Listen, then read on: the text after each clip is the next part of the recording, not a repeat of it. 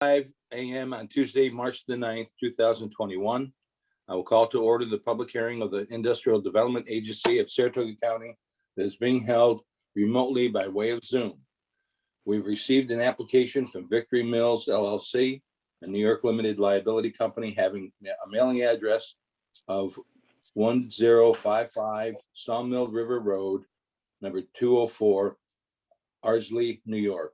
The company has requested that this agency undertake a project consisting of the acquisition of an interest in approximately 6.57 acre parcel of land located at 42 Gates Avenue in the Village of Victory, Town of Saratoga in Saratoga County, and the reconstruction and that parcel of land of approximately 220,000 square foot building for 186 residential rental units and approximately 6,000 square feet of commercial space to release to an unidentified tenant or tenants, and the acquisition and installation therein of certain equipment and machinery. Total cost of acquisition, construction, and installation is estimated to be $59,496,812. The agency is considering whether to undertake the project and, if approved, finance the project by executing and delivering a mortgage or mortgages to secure a borrowing of the applicant in the aggregate principal amount that is currently estimated to be approximately $57,894,067 and sufficient to finance all or a portion of the cost of acquisition, reconstruction, and installation of the facility. If the application and the execution and delivery of the mortgage or mortgages are approved, the project may be granted such exemption with respect to state and local sales tax and mortgage recording tax and real property taxes as are applicable to commercial services facilities as set forth in the agency's uniform tax exemption policy, adopted March 11th, 1999, as amended subject to the deviation that's provided within the UTEP. The project facility will be acquired, reconstructed, and installed by the agency and will be leased with an obligation to purchase or sold by the agency to the application or its designee pursuant to a project agreement.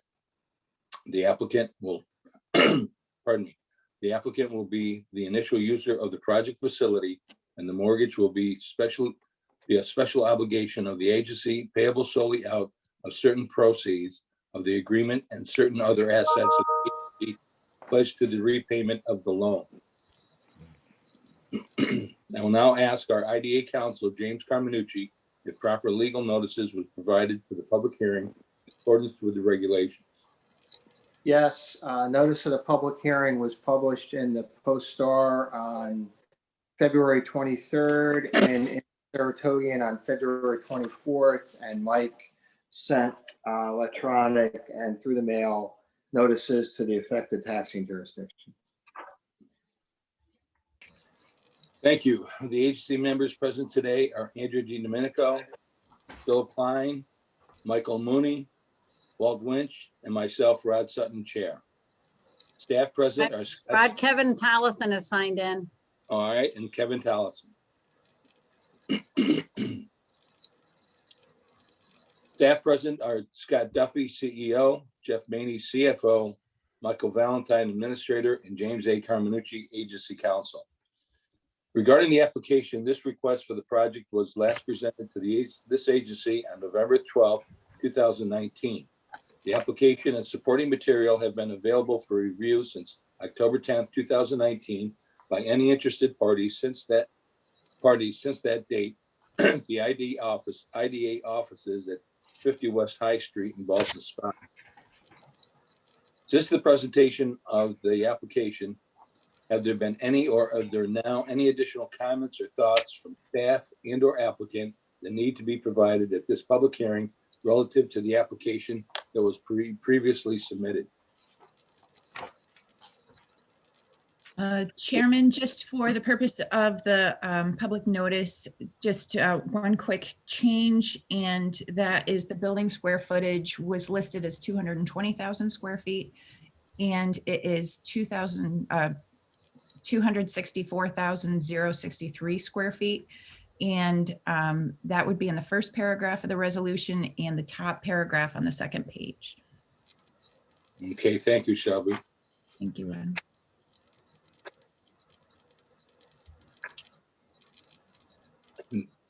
Duly noted, thank you. I'm now going to open up the hearing for public input. If I might, for recording purposes, please identify yourself and the town that you are representing or your representation on this topic. I'm opening up the public hearing now for additional comments.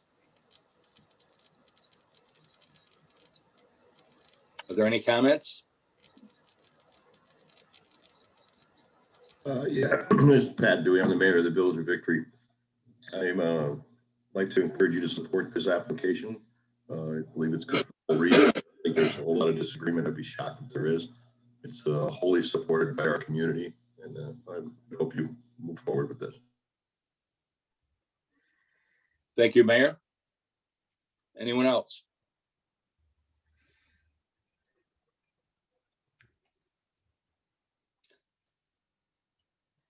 Seeing there are no other input at this public hearing relative to this application, I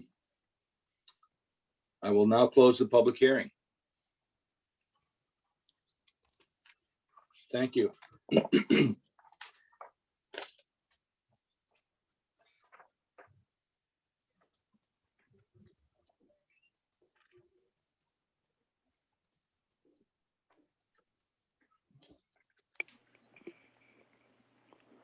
I'd like to call the order to order the monthly meeting of March the 9th for the IDA.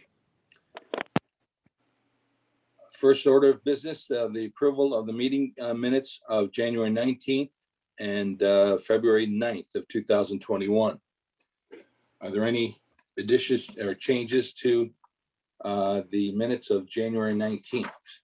No, Mr. Chairman, I'd just like to note that we are looking at both sets of minutes, just because I sat down with Lori to go through these to get sequential numbers lined up as far as resolutions and to keep them in alignment with what Jim has given us for resolutions that we adopted at those two meetings. So that's the delay. That's why we're taking up both at this meeting, just for your information. Understand. Thank you, Mike. There is one correction that I see on the January 19th meeting, and that'd be on page 2 and subcommittee. It should read Rod Sutton, Tom Lewis, and Mike Mooney as subcommittee members. So you're saying Phil Klein is, Bill Klein is not on the subcommittee, but Mike Mooney is. okay. Sorry, Phil.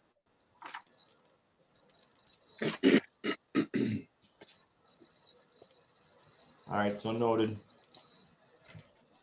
Any other changes to the minutes of January 19th? All in favor? Aye. Aye. Opposed? Aye. Okay, thank you. The minutes of the meeting for February the 9th. Any changes, alterations? All in favor? Aye. Second.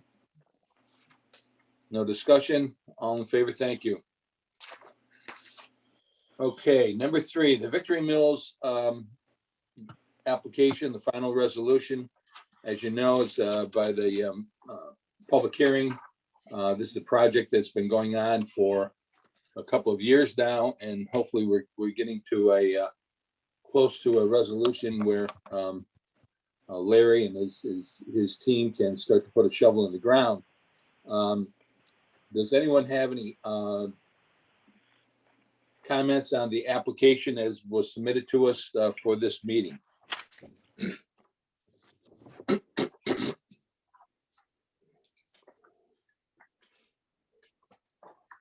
None?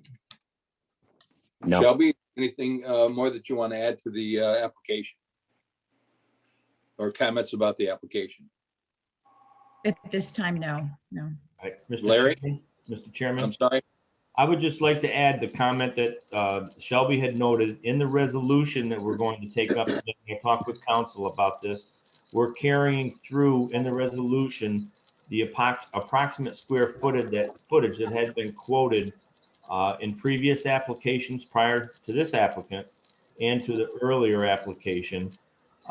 In looking over information that was submitted before, we came up with, there were numbers that were 220,000 square feet, 230,000 square feet, and just less than 260,000 square feet. So that was my inquiry to Shelby on February 1st. She looked at it and checked with the architect on the plans, and that's the noted difference with coming up with 264,063 square feet. So that's not reflected in today's resolution because we were basing that on prior approximations. But Jim's going forward with noting that change in square footage. And that's it. Thank you, Mike. Larry, do you have any additional comments to make? Chairman, nothing additional other than we appreciate coordinating with Mike and Shelby and the mayor and all the county staff that, has got us this far. This is a huge undertaking. It's a huge development, and we're anxious and hopeful to move it forward into the late spring, early summer to get started, and we'll keep everybody informed as we go. But we wanted everyone to know we appreciate the focus and the assistance to make this happen. Thank you to all the IDA and the staff. Larry, could you, what is the next step with the state of New York? Could you? Sure. So right now we're slotted for hopefully for a June close. We're working towards that. We've got a couple of little hurdles to climb over with our tax credit equity partners. They're reviewing everything now.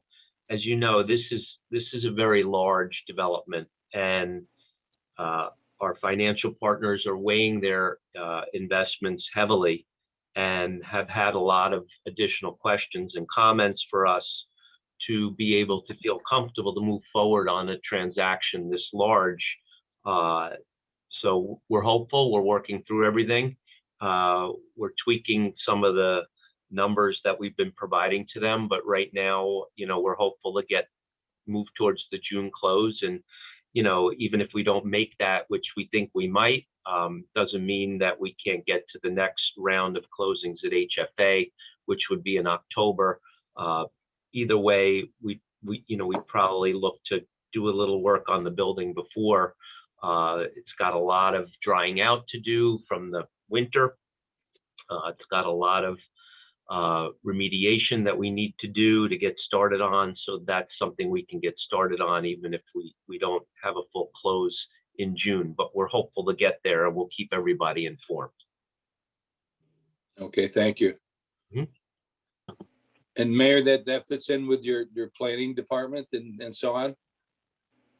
Yeah, we're all on the same page here. Great, thank you. Any other comments by the board members of the IDA? Any questions of Larry, Shelby, the mayor? I have one, if you don't mind. Do I have a choice, Mike? Well, it's critical. Okay, go ahead. It's always critical. No, I just have a question that's going to involve Jim going down this, so I just want to make sure I've got it in the record, is the fact that, excuse me, with the village in the component of taxing jurisdictions, we have a different time schedule than our normal town and county taxes. Pat, can you tell me, Maureen did before, but when do taxes come due for village? We're doing June. In June. So we just have a different time date here than we have for others. So we're going to have 4 components of jurisdictions, and we usually do pilot bills in January and then in September for school. So now it's just a little thing to throw in that we have another component in there.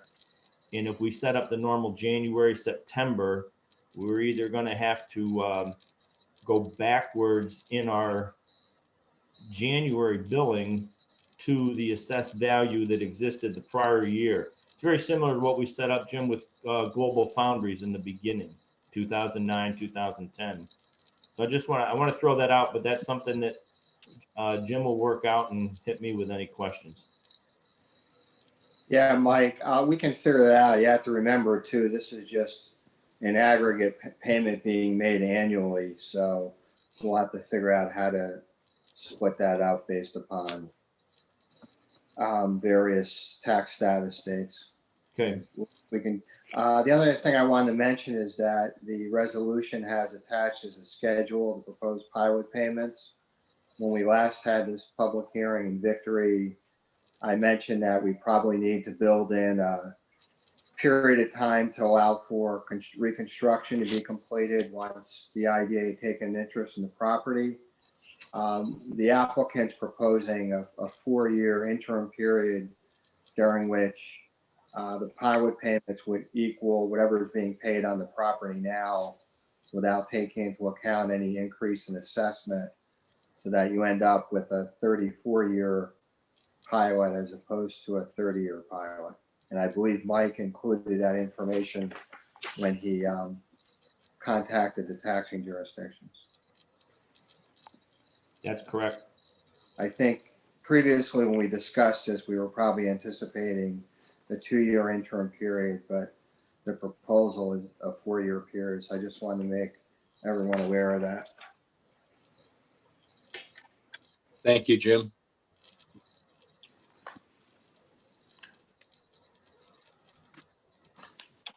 Any other questions or thoughts on the project? If none, I'd would look for a resolution to approve the application with its amended square footage. I'll make that motion. Go forward with the project. Andrea, second. Kevin will second it. Kevin Tollison, a second. Any further discussion?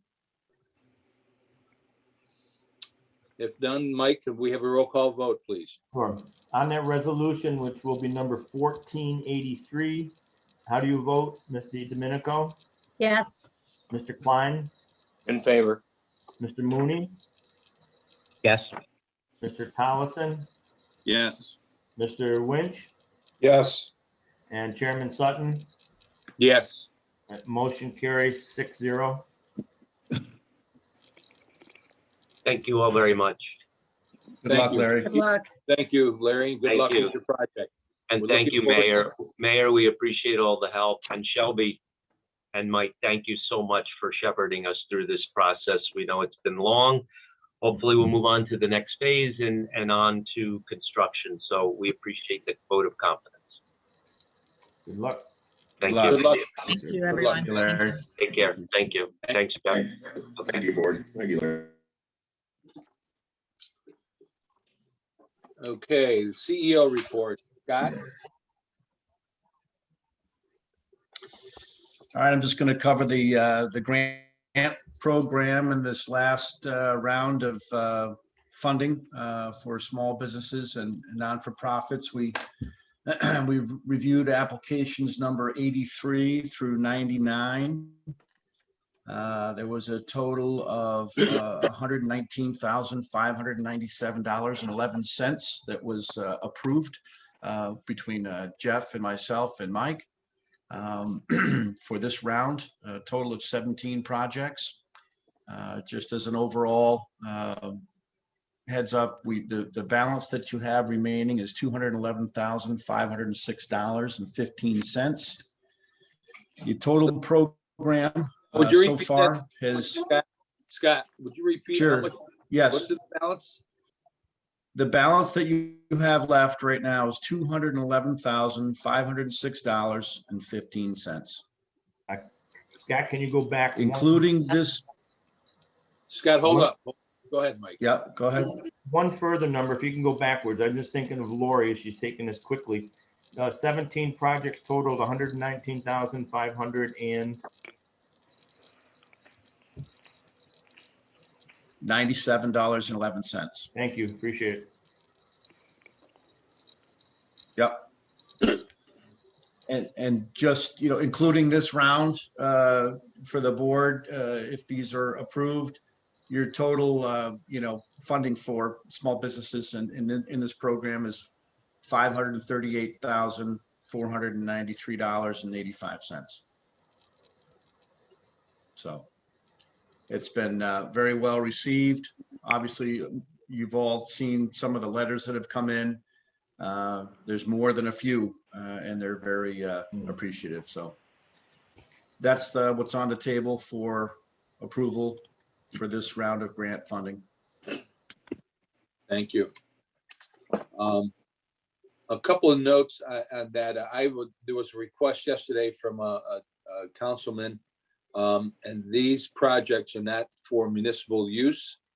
And it's for, like I said, like we've been saying all along, it's for for-profit and non-for-profit businesses. The second thing is, and Jeff Maney, correct me if I'm wrong, is that these are grants, but it would be treated as income to those folks that are receiving this, the award, the dollar amount of the award. And this would be, I would assume, ordinary income to them. Is that Yes, correct? with the exception of the nonprofits, I'm sure their grants would still be non-taxable. Well, I'm not sure, but I'm presuming that they're non-taxable, for the charities that we've donated to, or the libraries, et cetera. Those would not be taxable, but that's a separate issue. Okay, good, thank They you. have their own tax system. Okay, Scott? That's it. As far as the grants go, I see that we have this over it line item here on B. Can we get a resolution accepting that expenditure for this time, please? Yeah, that's what we need. Sure. Can you just clarify quickly, application 99 and 100 both say Front Street Deli? Two different business operations as we've had before. Same owner, two different entities. One is a restaurant right on Front Street, and the other is a deli right on that Front Street area where other restaurants are located. As I said, there are two different business operations, two different applications. Two It's important 98 and identification 99. numbers. Applicant name on both. Well, I'm sorry, Mike, Jeff was talking while you talked too. What was that? Yeah, they both say Front Street Deli. Two different locations, yes. Okay, that must be a typo, but they have separate EIN numbers, Separate employer LLCs, identification right? numbers. Okay, perfect, no problem. Thank you for the question, though. Oh, Okay, we need a resolution to approve the new expenditures on the grant. and this would be, for Lori's purposes, this would be for grant applications number 83 through 99 in the amount Scott noted for 17 projects, being $119,597.11. Resolution 1484, right, Correct. Mike? That's correct. We need a motion. Just one quick question. You guys do not want 101 in there? Is there a problem with that application? This ends at 99, Mike. The only reason I sent you these sheets with the going on beyond 99 is because those are other ones that have entered into the office after the sit down with Jeff and Scott. Gotcha. The others will be coming up and more in April.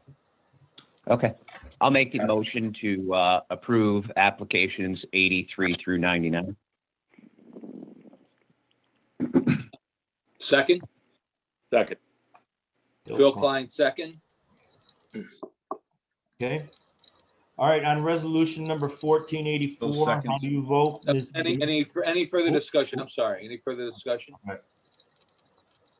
Okay, Mike. Okay, again, on that resolution number 1484, how do you vote, Ms. DiDomenico? Yes. Mr. Klein? In favor. Mr. Mooney? Yes? Mr. Tolleson? Yes. Mr. Winch? Yes. And Chairman Sutton? Yes. Thank you, sirs. 6-0. Motion carries. Okay, thank you. Again, the project has been overwhelming. It has been an overwhelming success.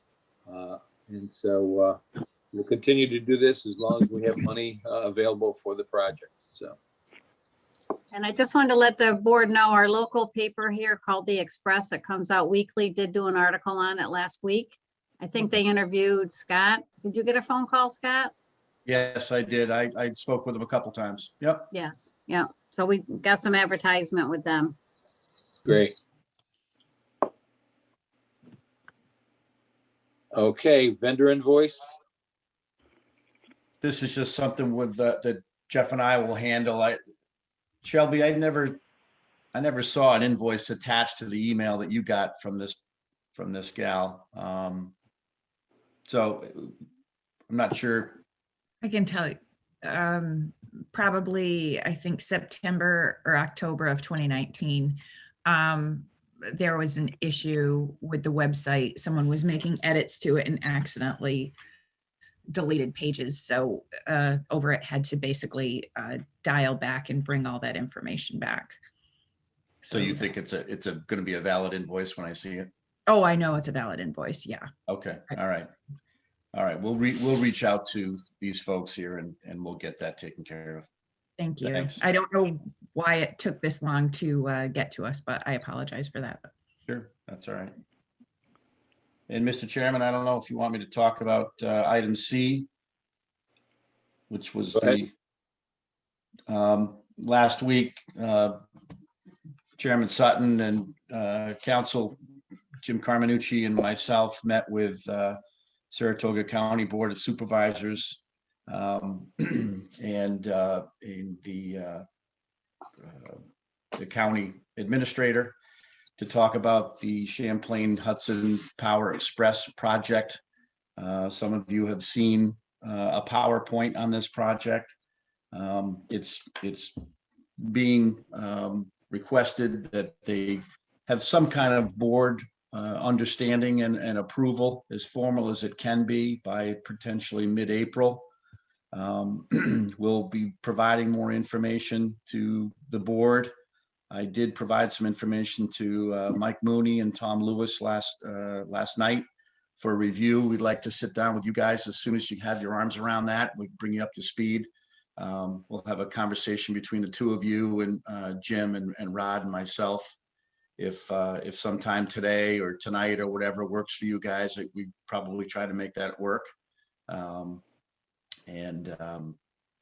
There's 8 towns that are affected in Saratoga County, and there's plus school districts and other taxing jurisdictions, so a total of 15 in our county. There've been preliminary approvals by all the towns so far. So they're looking to take the next step with us, and the county is going to get involved in some of the details with the money that will potentially come from this project. So other than that, just for a Rod, clarification, I don't know if you want to share anything else or not. Just for clarification, this is a project that's going to run, it's going to run electrical lines, an electrical underground line from Canada down through, basically runs parallel with the Hudson River down to New York City, and it's a large project. It's a green project that the state of New York is looking for. It's complex, and it's we'll see where we go with this. It involves, I don't know how many counties, but 7 or 8 counties, and they're looking for our input on this. So there's a lot more detail that we will be sharing with you in the next couple of weeks, so that we can put the applicant on our schedule for discussion. So It's in our county, Rod, it runs through the CP rail right away. So it isn't going to go down the canal or anything in Saratoga County. It'll go down through the CP rail right away. Yeah, Is it- yeah, it's 33 miles Yeah. of electrical line. So underground electrical. Yeah. More to come on that. Yep. Is that it, Scott? Yep. Yep. Jeff? Okay, good morning, everyone. Financial reports, nothing really significant to talk about in the end of February. We've had one closing this year, a very small one. Operationally, for the first 2 months, we're down about, running a deficit of about 5,600. And obviously, we've funded some significant amount of grants, January and February, $115,000 total. And obviously, we'll continue to support that program going forward. All of our accounts are reconciled, et cetera. I'm going to jump. We did, in your packet, you have a copy of the draft financial statements. They have actually gone final. There were no, I reviewed the financials with both Rod and Mike Mooney before signing off on them, and our audit is complete. Our financial statements, no issues with our accounting, internal controls, et cetera. We're in very, very good shape on the financial statement end. Just go back to, we do have an issue with our ABO report for 2019. We had one of our benefactors, infrastructure, had not submitted their surveys for 2019, and obviously we're waiting on 2020 as well. And Mike, do you want to comment a bit about that? The only thing that I want to note is that I think I've alluded to it before in past meetings, that infrastructure was a project in Half Moon that came in first through Bob Marini as Fortress Partners. Ran for a 10-year abatement period in the last year. That was transferred directly to infrastructure as their own project. And then in 2005 and 6, they came in for a 10-year abatement period of new pilot agreement, 10-year abatement period of their own. And they have an assessment that's been established at $1,150,000. And that assessed value through the pilot is the same assessed value that the town has. So in essence, they did not exercise sales tax exemptions because they had no new construction on the interior when that project started in 2006. The construction they thought they would take on, they didn't. So there were no sales tax exemptions. There was no mortgage recording tax for that project. So they were going to be afforded abatements of property taxes. But every year so far, that assessed value that the town has is the same assessed value as established in the pilot agreement. The company was sold to a Washington State company called Zones. And that change was done. There were a change in management and ownership. And then the original, those two started, Dan and John Pickett started infrastructure. They have since moved on. And then the staff has changed. When we've had a problem last year and this year, I have, as far as obtaining information from them when we do the year-end surveys.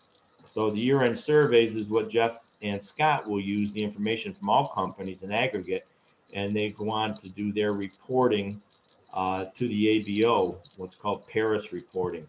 And infrastructure has been, because of lack of staff and continuity, and one company based on the East Coast and one on the West Coast, there has not been a continuity of information flow. So there's been much correspondence and many teeth pulled to get the information.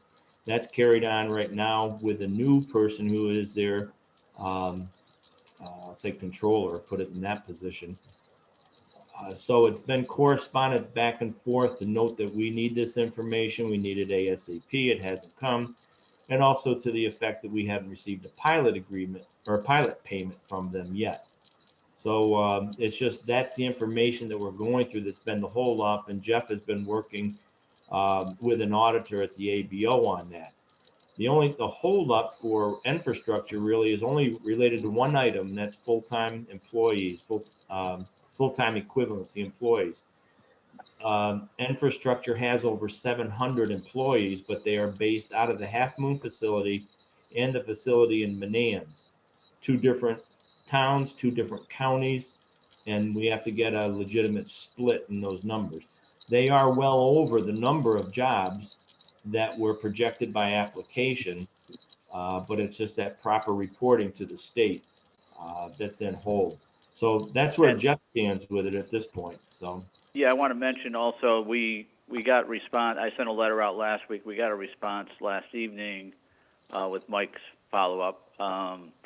And we should have the surveys here relatively quickly. They're in a review process internally, and hopefully I requested that we have it no later than March 20th, that we can wrap up both the 19 Paris and 20 by then to just to put this to bed, because we need to get this over with. And I communicated that with the auditor last week with a letter to infrastructure as well, with Mike's help in drafting that letter. So we're trying to hound him to get this thing resolved, I guess, is the end of the story here.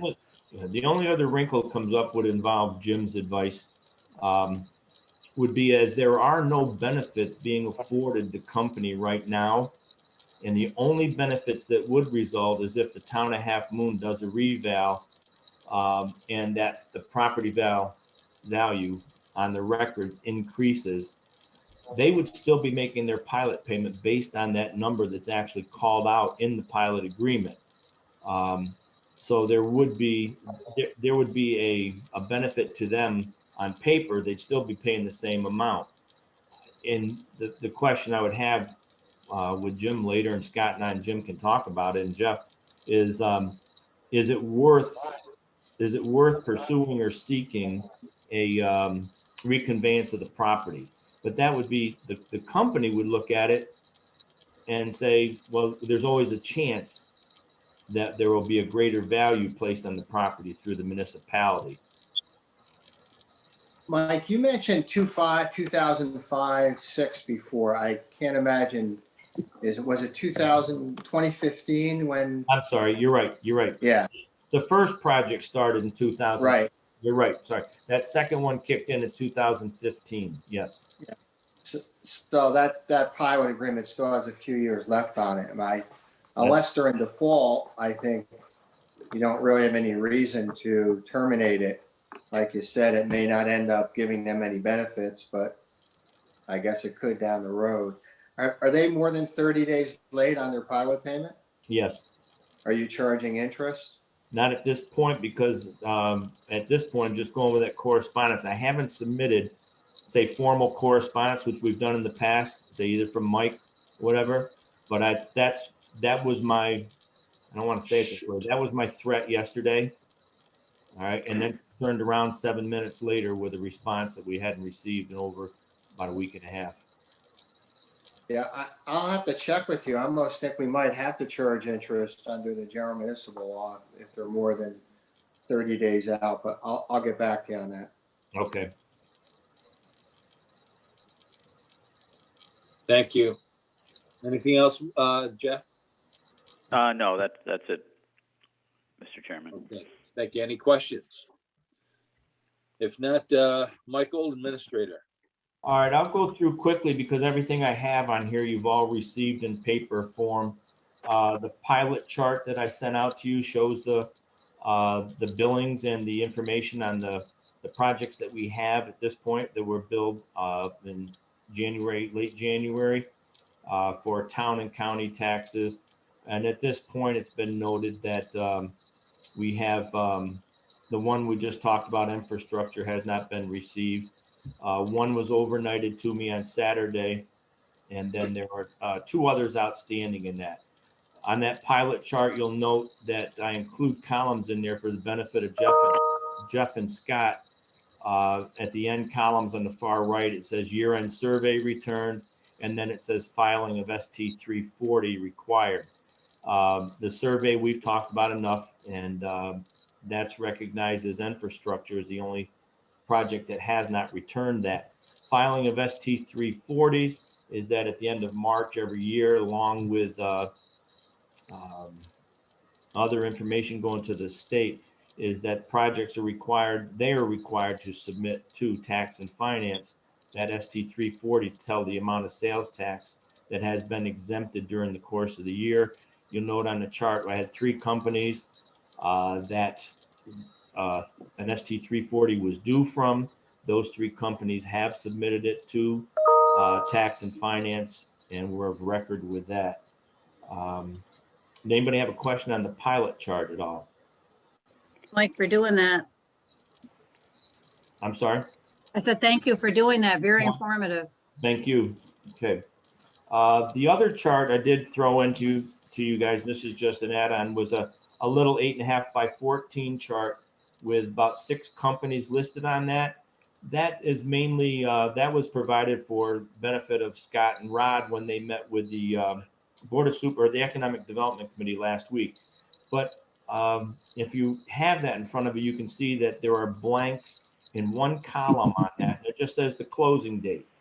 So right now we have 3 projects that have not closed yet, and that's Quad Graphics, Quad Inc., the PVA application, which we had from Half Moon, and then the Litchfield Holdings, which is the Impact Athletic Facility.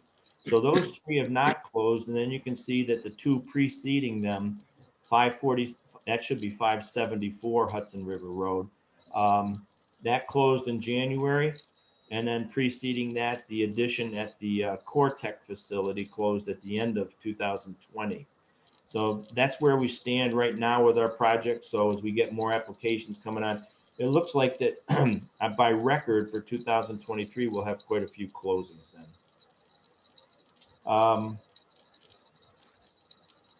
ST340, pilot, ABO, certificates of insurance, just to note that we have 2 of them, 2 companies due in March. I didn't provide you with a chart, just to note that there are 2 that are due.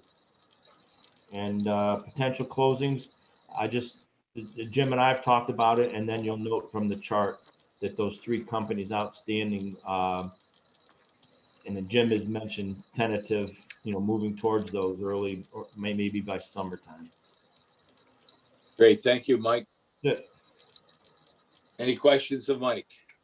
Yeah, Rod, I just wanted to mention a lot of what Mike's doing is going to help Scott and I get through the Paris reports, and we're going to be getting on top of that here real quick to make sure we get that timely filed well before hopefully the March 31st deadline. I'm kind of going back to my report, but anyways. Again, one last one I mentioned. Thank you. Yesterday, we did file what's called an ST62 yesterday, and that's a filing with the state where they require reporting on sales tax exemptions during the course of the year. So that's just another one of that's another check off. Great, thank you. Another business, the Murrow study. I just put that on the agenda if there was anything further. No, I did have a discussion with Supervisor Todd Kuznaris from Moreau. Right now, we can sit on that study at this point in time. He has other issues going on with the town, so it's not an urgent matter for us to take up and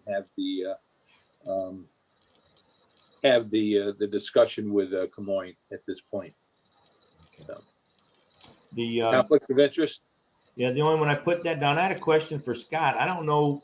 I've gathered them. You have them. I have them. I've got them paper, file, and email. Do they get passed on to somebody? No, we just have to keep records. We don't have to provide them. All right.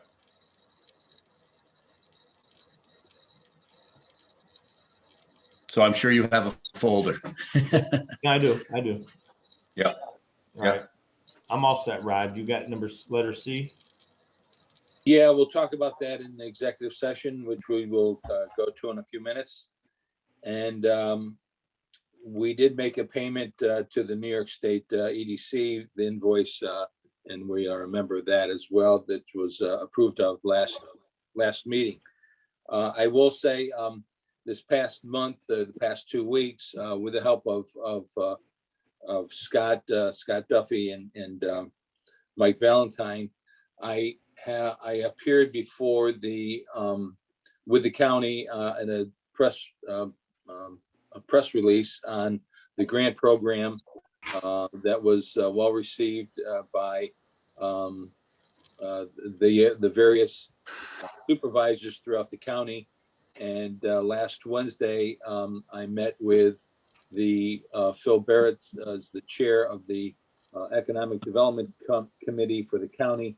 And I reviewed all of the projects that we have been involved in the past year and a half almost, giving them an update of where these projects sit and what towns were affected by it, the number of jobs that were created, and to show the Economic Development Committee that the Sutton County IDA is very active in promoting businesses in the county.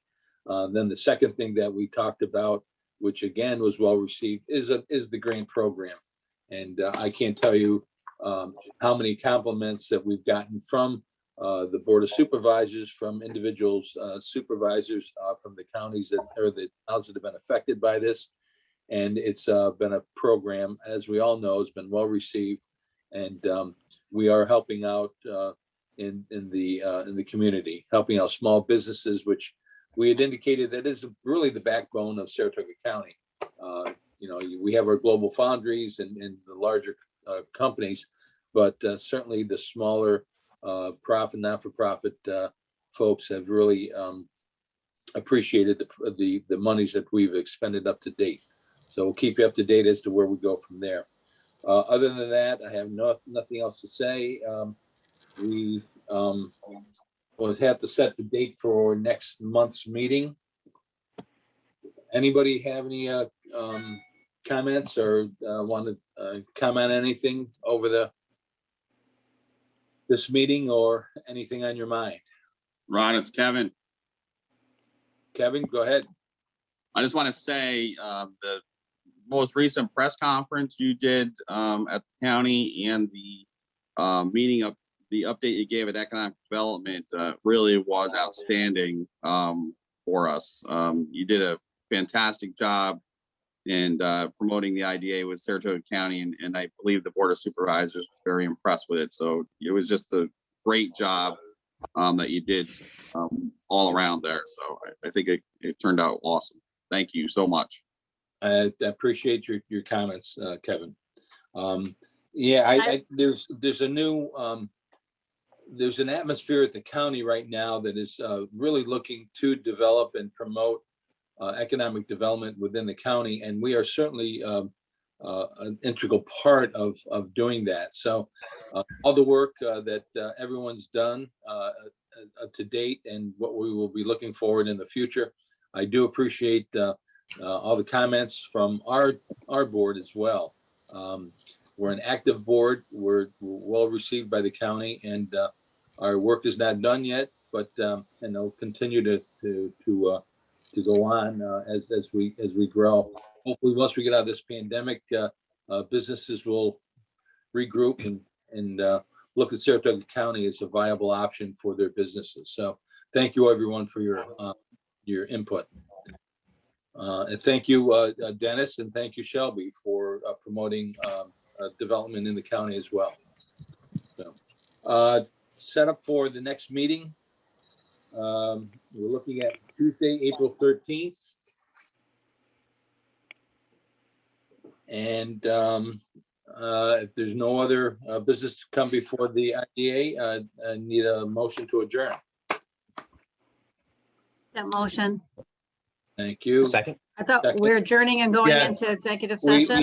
Yeah, just so nobody leaves just now, just remember, you're gonna hang up on this call and then you're gonna dial in on the number that I provided last night for the executive session, I okay? think you need a motion to go into executive session. And you Yes. need to We describe do. general I'm sorry. Yeah. The I'll motion. make a motion to go into an executive session. I'll Mike second Mooney. that. Andrea, second. Any further discussion? All in favor? You have Aye. to specify reason. You have to specify generally the reason to go into executive session. Talk about Luther Forest. Okay. Litigation. potential litigation? Yeah. Yes. Okay, Okay, Phil, you're muted. Phil's trying to speak, but he's muted. No, I was Unmute just your, bringing that there point you up. go. When you go into executive session, you need to say what it's for. Right. we did. We just Yeah, did. I heard. You couldn't hear me say that. Okay. Yeah. All right. Um, We're out then, right? We're out. Everybody have Scott's phone number that he gave us? Yes. I'm having problems with a new iPhone, so I should have the number in my laptop or iPad here, and so I will be joining. If not, I'll call you on another line or something. Okay, Okay? You want me to email it to you again, Phil? No, that's my problem. I can't get my emails. Oh, okay. I can text it to you if you want. I can call him for it too. I got his cell number. Okay. Okay, all right. All right, we'll see you in executive. Yep.